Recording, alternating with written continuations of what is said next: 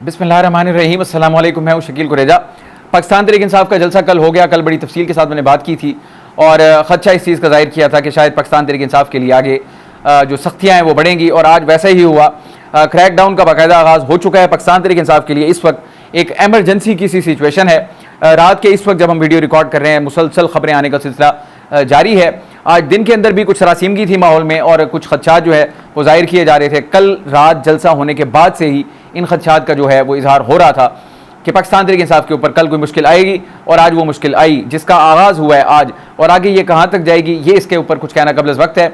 इस वक्त की जो सूरत हाल आपको बताई जाए, सबसे पहले मैं आपको खबर बता दूँ।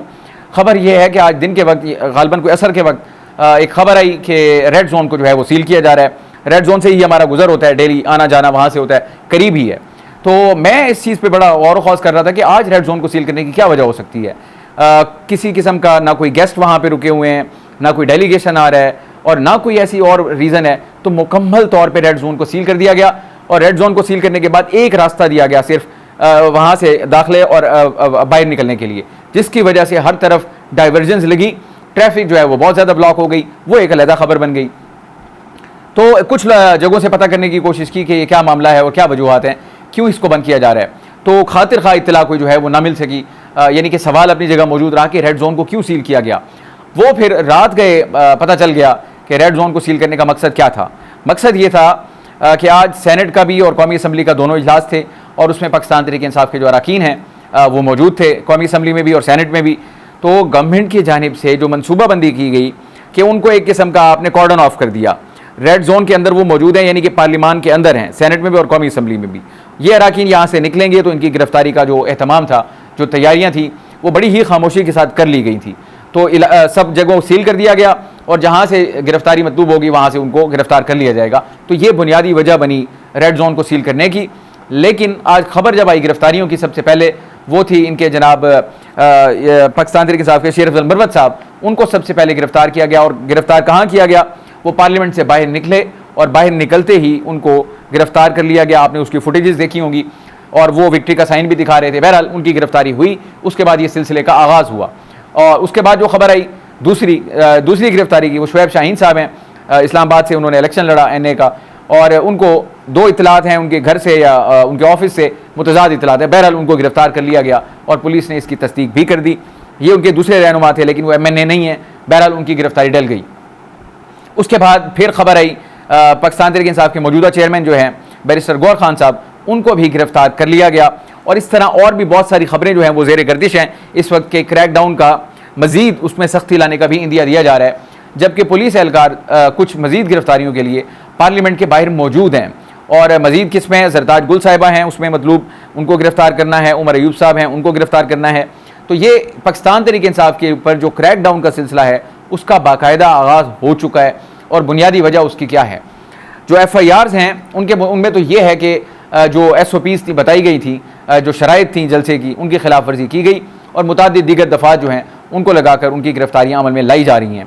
लेकिन बात ऐसी एक्चुअली है नहीं। सूरत हाल ये तो ठीक है, कानूनी जवाज़ होता है जो आपको पेश करना होता है गिरफ्तारी के लिए, वो है। मैंने कल भी गुजारिश की और बड़ी तफसील के साथ गुजारिश की। पाकिस्तान तहरीक इंसाफ के पास एक गोल्डन अपॉर्चुनिटी थी, एक तवील अरसे के बाद उनको जलसे की बिलाखिर इजाज़त मिली, यानी इजाज़त के साथ उनको जलसा करने की मौका जो है वो दस्तयाब था।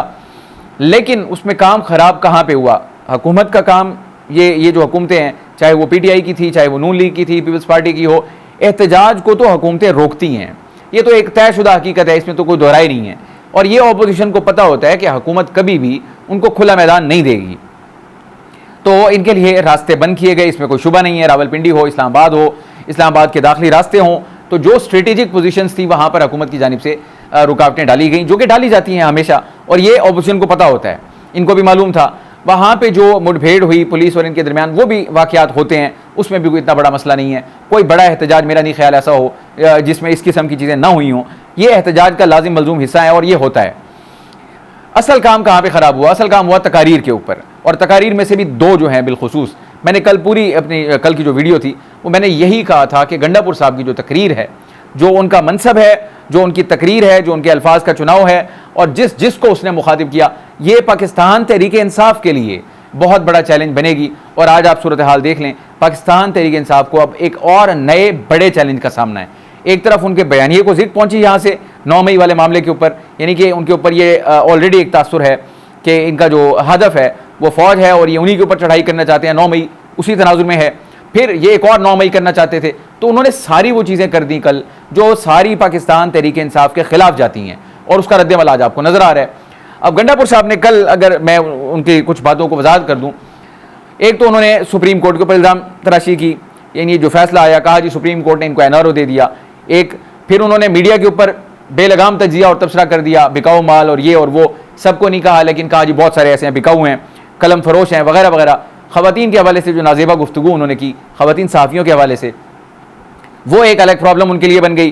फिर अफवाज पाकिस्तान के बारे में उन्होंने क्या कहा, DGI-SPR को मुखातिब करके कहा कि DGI-SPR साहब सिर्फ कहने की हद तक, यानी ये नहीं हो जाता कि आप गैर सियासी हैं, सबसे ज़्यादा सियासत तो आप कर रहे हैं। ये अली अमीन गंडापुर साहब कह रहे हैं बतौर वज़ीर आला सूबे के, कह रहे हैं कि सियासत तो आप कर रहे हैं और किसी और को आप छोड़ नहीं रहे। अब यानी कि आप इदारे को अगर इस तरह बात करेंगे, इस तरीके से मुखातिब करेंगे, और दीगर बातें उन्होंने की, जो पश्तो में उन्होंने गुफ्तगू की, मैं चूँकि पश्तो नहीं समझता, मुझे हमारे नेबर ही हैं, उन्होंने मुझे बताया जो पश्तो के अल्फाज हैं वो ये कहते हैं कि वो यानी कि जिसको कहते हैं ना 18+ मटीरियल है, खुदा न खास्ता, यानी कि जो ऐसी गुफ्तगू जो हम अपने बहन भाइयों के साथ, बहनों के साथ घरों में ऐसी बात नहीं कर सकते, वो टीवी के ऊपर जलसे के ऊपर खड़े होकर इस तरह की बात कर रहे हैं।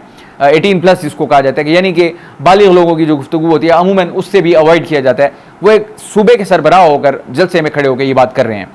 फिर उसके बाद मरियम नवाज साहिबा के बारे में जो कहा, फिर सूबाइयत का जो एक एलिमेंट लाने की कोशिश की बीच में कि अगला हदफ हमारा पंजाब है, मरियम हम आ रहे हैं, उसके ऊपर भी उनके ऊपर बड़ी तनकीद हो रही है। तो यानी उन्होंने एक पूरा वो मंजन तैयार कर दिया जो पाकिस्तान तहरीक इंसाफ के साथ, यानी कि यही कुछ होना था जो आज हो रहा है पाकिस्तान तहरीक इंसाफ। मुझे अफसोस इस चीज़ का है और मुझे हुकूमत से भी इस बात का गिला है। यानी पॉलिसियाँ होती हैं, मुखालफिन होते हैं, ठीक है आप ज़रूर करें। अब आप जो पाकिस्तान तहरीक इंसाफ के सहन एलिमेंट्स हैं, जो कि मैं समझता हूँ वज़ादार पॉलिटिशियन हैं, अब उस तरह के एग्रेशन वाले नहीं हैं, वो हॉक्स नहीं हैं, अगर आप उनको भी गिरफ्तार करेंगे, जैसा कि बैरिस्टर गौर साहब हैं, सॉफ्ट स्पोकन हैं, पढ़े लिखे हैं, ज़बरदस्त आदमी हैं, मफामत की बात करते हैं, अब उनको भी गिरफ्तार कर लिया। अब अगर आप इन लोगों को भी गिरफ्तार करते रहेंगे तो फिर वो जो पाकिस्तान तहरीक इंसाफ का हॉक एलिमेंट है, यानी कि अली अमीन गंडापुर साहब या इस कैटेगरी के जो दूसरे लोग हैं, वो तो यही कहेंगे कि जनाब फिर देख लिया आपने, आपके साथ क्या हुआ, हम जो कर रहे हैं वो दुरुस्त है, इनके साथ ऐसे ही निपटा जाए, हमारा मौक़िफ़ दुरुस्त है। तो यानी कि सेन एलिमेंट्स के वो आप हुकूमत को भी चाहिए कि वो अपनी पॉलिसी को इस तरह वज़ा करे, पाकिस्तान तहरीक इंसाफ का जो सेन एलिमेंट है, जो वज़ादारी में है, सियासतदान हैं, लचकदार हैं, उनके साथ रवाबित के ज़रिए काम करे, ना कि उनकी गिरफ्तारियाँ डाले। ये बहरहाल अब ये जनाब सख्ती जो आई है उसमें तो पूरी पाकिस्तान तहरीक इंसाफ रगड़े में नज़र आ रही है, लेकिन जो बड़ी तशवीशनाक खबर आ रही है वो आ रही है अली अमीन गंडापुर साहब के हवाले से।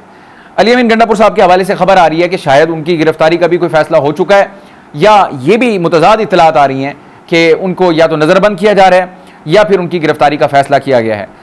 और बैरिस्टर सैफ साहब ने जो ये बात की, उन्होंने ये कहा है बैरिस्टर सैफ साहब ने कि उनका रब्ता हुआ दिन 3 बजे और उसके बाद उनका रब्ता ना उनके स्टाफ से हो पाया ना गंडापुर साहब से हो पाया, और गंडापुर साहब का मौक़िफ़ ये था कि उनकी इस्लामाबाद में मीटिंग है और वो मीटिंग अटेंड करने जा रहे हैं, तो यानी कि वो इस्लामाबाद में मौजूद है, मतलब इसका ये हुआ। लेकिन उसके बाद से उनका रब्ता उनसे मुनक़ता है, और जिससे उनको खदशा पैदा हो रहा है कि या तो उनको गिरफ्तार कर लिया गया है, हिरासत में ले लिया गया, ये खदशात हैं। अभी तक इस वक्त काइट फ्लाइंग हो रही है, मुतज़ाद इत्तलात आ रही हैं कि अली अमीन गंडापुर के गिर्द घेरा तंग हो रहा है। कुछ इत्तलात ये हैं कि उनको KP हाउस में नज़रबंद किया जा रहा है, और कुछ इत्तलात ये हैं कि उनको हिरासत में ले लिया गया है। तो ये मुतादिद हैं। इस वक्त यानी अफवाहों का बाजार गर्म है इस्लामाबाद में, रात गए, और पाकिस्तान तहरीक इंसाफ को एक शदीद मुश्किल का सामना है, और बुनियादी वजह उसकी कल का जलसा और उसमें होने वाली तकारीर हैं, जिसके ऊपर कल मैंने तफसील से बात की कि ये अपॉर्चुनिटी थी, बजाय इससे कि उससे फ़ायदा उठाते उन्होंने उसको नुकसान में बदल दिया। और अब पाकिस्तान तहरीक इंसाफ को एक बहुत बड़े चैलेंज का भी सामना है, जो है कि मेरे ख्याल है उनके लिए एक अलमिया है। अब अलमिया क्या है, वो आज का नहीं है, उसका एक माजी भी है पूरा। इमरान खान साहब पाकिस्तान तहरीक इंसाफ हैं, और सबकी कोशिश, ख्वाहिश और आरजू और हर अमल उनका ये होता है कि इमरान खान साहब को किसी तरह अपीज़ करें, उनको खुश करें, ताकि उनकी गुड बुक्स में आएँ। फिर ओहदों की जो बांट है वो तो इमरान खान साहब करते हैं, चाहे वो टिकट्स देने हों या ओहदे देने हों, तो जो भी चीज़ है वो इमरान खान साहब की तरफ होती है। अब इमरान खान साहब का मामला ये है, स्पोर्ट्समैन थे, एग्रेसिव रहे, फास्ट बॉलर भी थे, तो उनका एग्रेशन जो है वो आपको पॉलिटिक्स में भी नज़र आता है। जो आज के वाक़यात हैं उनको अगर मैं साइड पे करते हुए मैं बाद में आता हूँ, माजी के भी अगर मैं वाक़यात बताऊँ पुराने, मुझे आज भी याद है नईमुल हक साहब मरहूम, अल्लाह पाक उनके दर्जात बुलंद फरमाए, इमरान खान साहब के बड़े करीबी थे। एक टॉक शो के अंदर उन्होंने दानियाल अजीज़ जो थे नून लीग के, उनको थप्पड़ रसीद कर दिया, उनके ऊपर पानी उठा के फेंक दिया, गिलास उनके पे फेंक दिया। तो अगले दिन उन्होंने आके बताया, फिर बीपर के ऊपर उन्होंने किसी और टॉक शो में कहा कि इमरान खान साहब ने मुझे ये काम करने पर शाबाश दी थी। एक नेशनल टेलीविज़न के ऊपर बैठ के एक सीनियर रहनुमा दूसरे सीनियर रहनुमा के ऊपर ये रवैया अख्तियार करता है, तो इमरान खान साहब उसको शाबाश दे रहे हैं। और भी मुतादिद वाक़यात हैं। अब अगर इस वक्त जो सूरत हाल है, जो अलमिया जन्म ले चुका है तहरीक इंसाफ के अंदर, वो ये है कि इमरान खान साहब उन लोगों को पसंद करते हैं जो कि हॉक्स हैं, जो कि चढ़ दौड़ें, यानी मतलब आप, यानी मैं अल्फाज इस्तेमाल नहीं कर सकता, वो चाहते हैं कि बस आप चढ़ दौड़ो अपने मुखालिफ के ऊपर, किसी किस्म की कोई रियायत ना करो, यानी बेशक मारो उनको, गालियाँ दो या जो भी करो। ये एक मिजाज है, ये कैफियत है। अब वो आ जाते हैं इमरान खान साहब की गुड बुक्स में मुताद्दिद इसकी मिसालें मौजूद हैं। अब आप देखें गंडापुर साहब की तैनाती। अब मामला ये है कि गंडापुर साहब को, आपको याद है कि कल परसों इमरान खान साहब ने जो बयान दिया था कि पार्टी के अंदर गंडापुर साहब के हवाले से इख्तिलाफात मौजूद हैं, बहुत सारे लोग उनको तनकीद का निशाना बना रहे हैं। इमरान खान साहब को अंदर से ये बयान देना पड़ा कि मैं अली अमीन गंडापुर साहब के साथ खड़ा हूँ। पार्टी जो है सेन एलिमेंट, मैं दोबारा कह रहा हूँ, दो हिस्से हो गए ना पार्टी के, एक सेन एलिमेंट है, एक हॉक्स हैं। अब सेन एलिमेंट जो है वो चाहता है कि ये वाले काम ना हो, ये काम होंगे तो हम पर सख्ती बढ़ेगी। अगर सख्ती बढ़ेगी तो जो आप देख लें जो क्रैकडाउन हो रहा है, यानी किस लेवल तक, किस हद तक आप उसको फेस करेंगे, तो अब उनको ये सामना है। लेकिन इमरान खान साहब ने अपना वोट जो था वो अली अमीन गंडापुर साहब के हक में डाल दिया। अलीमा खान साहबा आपको पता है नाला थी अली अमीन गंडापुर साहब से, उनका भी बड़ी मुश्किल से पैचअप हुआ। तो इमरान खान साहब की आशीर्वाद तो फिर डेफिनेटली उनको हासिल होगी। अब वो उनके पास इस वक्त पाकिस्तान तहरीक इंसाफ यानी कि इमरान खान साहब अगर किसी को कुछ सबसे बड़ा ओहदा ऑफर कर सकते हैं तो वो है CMKP, वो अली अमीन गंडापुर साहब को मिला हुआ है। अब अली अमीन गंडापुर साहब को अपनी ये जो CM शिप है इसको जस्टिफाई करने के लिए इस लेवल पे जाना पड़ता है। कुछ उनका मिजाज भी है और कुछ वक्त की रिक्वायरमेंट भी है। अब जिसकी वजह से वो यहाँ तक चले गए कि उसकी वजह से पूरी पार्टी जो है वो प्रॉब्लम में आ गई है। तो हुकूमत जो है उसको डिफ्रेंशिएट ज़रूर करना चाहिए, जो इनका सेन एलिमेंट है उसको अलग रखें, और जुर्म है अगर उसका है वो तो आप उसको इंसाफ करें, इसमें कोई शुबा नहीं है। लेकिन आप एक दरवाज़ा भी ओपन रखें, यानी आपने कोई जंग तो नहीं करनी, कि कोई फातेह तो नहीं बनना कि उनको फतह करना है या उन्होंने आपको फतह करना है, उस लेवल पे ना लेके जाए हुकूमत। मैं बात कर रहा था अलमिया की तहरीक इंसाफ के लिए। अब अलमिया मसला यही बना हुआ है कि मुझे आज भी याद है अली मोहम्मद खान साहब एक बड़ी सेन वॉइस हैं पाकिस्तान तहरीक इंसाफ की। आप उनकी गिरफ्तारियों का, मेरे दिल में बड़ा एहतराम है उनके लिए, आप उनकी गिरफ्तारियों का अमल देखें, मेरा ख्याल है वो मिसाली था। एक पॉलिटिकल वर्कर जो होता है, मैं उनको सलूट करता हूँ अली मोहम्मद खान साहब को। वो एक गाड़ी से, एक यानी जेल से निकलते थे, साथ बाहर गाड़ी खड़ी होती थी, वो खामोशी से आके दूसरी गाड़ी में गिरफ्तारी डाल देते, यानी बैठ जाते थे। कुछ 7-8 मरतबा उनका ये हुआ कि एक जेल से निकले और दूसरी गाड़ी थाने की जो है पुलिस मौजूद होती थी, इधर से निकलते थे उधर बैठ जाते थे, उधर से निकलते उधर बैठ जाते थे। इजलासों के अंदर, नून तहरीक इंसाफ के इजलासों के अंदर उनको अपने इनसेन यानी कि सेन वॉइस की वजह से, यानी कि इमरान खान साहब वाली लाइन न लेने की वजह से, एग्रेशन वाली सख्त मार धाड़ गालम गलोच और इस किस्म की लाइन न लेने की वजह से उनको वहाँ पे बहुत सारी यानी कि तनकीद का सामना भी करना पड़ा। आपको ये भी याद होगा कि दूसरी मरतबा उनको टिकट भी नहीं दिया जा रहा था, उस पर मीडिया ने भी बड़ा शोर शराबा किया, रोला डाला, बहरहाल उनको टिकट मिला। तो अब इमरान खान साहब की लाइकिंग डिसलाइकिंग में ये लोग ज़्यादा आते हैं। हर उस बंदे को बड़ा ओहदा मिलेगा जो हॉक है, बढ़ चढ़ के, और मतलब मैं कहता हूँ वो बस आर पार ये वाले काम जो है ना इस तरह का उनको ओहदा मिलता है। अब ये जो तहरीक इंसाफ को अंदर की जंग का सामना है, ये उनके लिए बहुत बड़ी परेशानी बन रही है। और मेरा ख्याल है अगर अंदर की जंग शुरू हो जाए, बाहर का महाज देख लें कितना गर्म है कि वज़ीर आला गंडापुर साहब या तो नज़रबंद होने जा रहे हैं या उनकी गिरफ्तारी होने जा रही है। वज़ीर आला सूबे का यानी लेवल आप देखें फिर कहाँ तक पहुँच चुका होगा। एक तरफ आपको बाहर से इतने बड़े हुकूमत के साथ मखासमत है, अदालतों के साथ मखासमत है, फ़ौज के साथ मखासमत, और फिर आपको पार्टी के अंदर भी चैलेंज हो, लीडर आपका कैद में हो, यानी कि आपका इन्फॉर्मेशन का गैप हो, टाइमली तो खबर नहीं आ सकती ना हर चीज़ फैसला इमरान खान तो नहीं कर सकते, वो तो टाइम बाउंड होता है। मुलाकात होगी, हालात पता चलेंगे उसके बाद, और वो भी अगर मुलाकात जो हो रही हो उसमें भी प्राइवेसी दस्तियाब ना हो तो कैसी राज नियाज की। तो ये पाकिस्तान तहरीक इंसाफ के सोचने का वक्त है। मैं दोबारा एंड पे यही कहूँगा कि उन्होंने कल की अपॉर्चुनिटी को अपने लिए बजाय इसके कि अपॉर्चुनिटी बनाते, उन्होंने मेरा ख्याल उसमें नुकसान का सौदा किया है। और इसी दौरान ये हुकूमत जो है उन्होंने अपना जो यानी कि अब मैं तो ये कहता हूँ ना, हर कोई अपनी अपनी चाल चल रहा है, हर कोई अपने अपने मौके से फ़ायदा उठा रहा है, सियासत यही अपॉर्चुनिटीज़ का नाम है।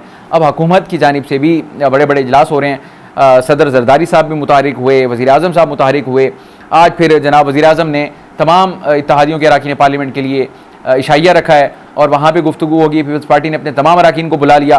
कोई अहम कानून साजी जो है ज़रा ये दावा कर रहे हैं वो उसके लिए तैयार हो रहे हैं और वो कानून साजी अदलिया से मुतालिक ही है, यानी कि जजेस की या तो उम्र बढ़ाने के हवाले से या फिर जो दीगर तरामीम हैं अदलिया स्पेसिफिक, वो उस पर काम करने जा रही हैं। अब ये हुकूमत को एकदम से कैसे हुआ, वो ऐसे हुआ कि मौलाना फजल रहमान साहब को राम कर लिया गया है।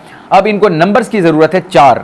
सेनेट के अंदर इनका ये ख्याल है कंफर्टेबली वो अपनी जो है बिल मंजूर करवा लेंगे और कौमी असम्बली के अंदर 2/3 अक्सरियत के लिए, याद रहे आइनी तरमीम के लिए 2/3 अक्सरियत दरकार है। अगर मौलाना फजल रहमान साहब अपना वजन इनमें डाल देते हैं, जो कि बज़ाहिर नज़र आ रहा है डाल चुके हैं, क्योंकि आपको याद है लास्ट जो खिताब था मौलाना का, उन्होंने कहा चाहे फॉर्म 45 के हैं या 47 के हैं, ये हकीकत है, इन्हीं से काम चलाना पड़ेगा। तो मौलाना साहब ने बाकायदा एक ऐलान कर दिया था बैनुस्सतूर कि वो हुकूमत के साथ ही हैं और आज मौलाना साहब को भी दावत दी गई है, मौलाना के अरकान को भी। तो एक तरफ आज क्रैक डाउन चल रहा है और दूसरी तरफ वहाँ उनका इजलास भी चल रहा है और वो ये फैसला साजी कर रहे हैं। गालबन उसमें ये वाले मामलात भी होंगे जो कि इस वक्त तहरीक इंसाफ के साथ हो रहे हैं और कानून साजी के भी। तो दूसरी तरफ वो भी तैयार हो रहा है मामला कानून साजी वाला सुप्रीम कोर्ट के हवाले से, जबकि आज ही काजी फैसल साहब की जो है स्टेटमेंट है, यानी कि मीडिया के साथ उन्होंने गैर रस्मी गुफ्तगू की और उसमें उन्होंने दोबारा वो मौक़िफ़ दोहराया कि पहले एक मीटिंग के दौरान जनाब वज़ीर कानून भी थे और जनाब जस्टिस मंसूर अली शाह साहब भी थे और अटर्नी जनरल भी थे, तो वहाँ मैं कह चुका था कि मेरी कोई दिलचस्पी नहीं है इसमें कि मैं एक्सटेंशन लूँ। ठीक है, उनका मौक़िफ़ अपनी जगह, लेकिन अगर हुकूमत कानून साजी करने में कामयाब हो गई तो पाकिस्तान तहरीक इंसाफ के लिए डेफिनेटली एक और बहुत बड़ा सेटबैक होगा। बहरहाल इसका तयन तो आने वाला वक्त करेगा। आज का दिन जो है पाकिस्तान तहरीक इंसाफ के लिए बड़ा मुश्किल रहा और आगे देखते हैं। इमरान खान साहब ने भी आज गुफ्तगू की, एक बात का उन्होंने एतराफ़ किया, उन्होंने कहा जी 22 अगस्त का जलसा जो था वो हमने इस्टेब्लिशमेंट के कहने पे मनसूख किया। सेनेटर आज़म सवाती मेरे पास आए, उन्होंने कहा जी इस्टेब्लिशमेंट का पैगाम है, इन रीजन्स की वजह से आप जलसा मनसूख कर दें, तो हमने मनसूख कर दिया। इसका मतलब यह है कि राब्ता बहाल हुआ था, लेकिन अगर वो बहाल हुआ था, कोई उम्मीद पैदा हुई थी, तो एक तरफ वो राब्तों की बहाली थी, एक तरफ ये कल की तकारीर हैं। अब आप बताएं इसमें से, यानी कि बड़ी सेंसिटिव सिचुएशन के अंदर अगर इस किस्म के ब्लंडर्स होंगे, मैं इसको पॉलिटिकल ब्लंडर ही कहूँगा, जो आपकी पार्टी, आपके वर्कर, आपके यानी कि कारकुनान के ऊपर क्रैकडाउन लाए, तो वो ब्लंडर ही है। और क्या है, आप हुकूमत से क्या तवक्को करते हैं कि वो आपको चूरी खिलाएंगे या आपको बैठ के खाना देंगे, पानी देंगे? वो आपके मुखालिफ हैं, उनको वो हर उस अपॉर्चुनिटी को इस्तेमाल करेंगे जिससे आपको दबाया जा सके, तो वो दबाएंगे। और अगर आप दबाने का मौका खुद देंगे तो फिर तो सुभान अल्लाह। तो ये सूरत हाल है पाकिस्तान तहरीक इंसाफ के लिए। दुआ गो हैं, अल्लाह पाक मुल्क के लिए अच्छा करे, जो भी हो। आज के लिए इतना ही। आप हमारी वीडियोज़ को लाइक कर सकते हैं, चैनल को ज़रूर सब्सक्राइब करें और अपना फीडबैक कमेंट के जरिए आप हमारे साथ शेयर कर सकते हैं। इजाज़त दीजिए, अल्लाह हाफ़िज़।